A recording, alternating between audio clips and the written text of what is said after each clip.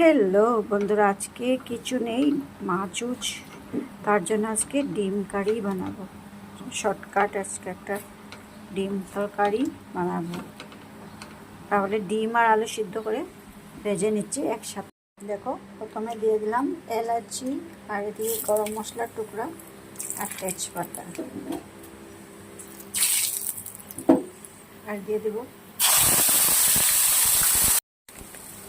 পেঁয়াজ, আদা আর কাজু একসাথে বেটে রেখেছিলাম, তাই দিয়ে দিলাম। এভাবে একটু নাড়াচাড়া করে দেখো কি সুন্দর কালারটা আসছে।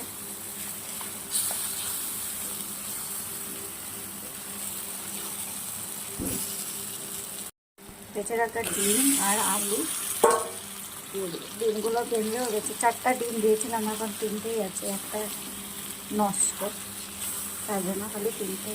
আর আলুও সাথে দিয়েছি, মানে ডিম আলু দিয়ে একটা তরকারি।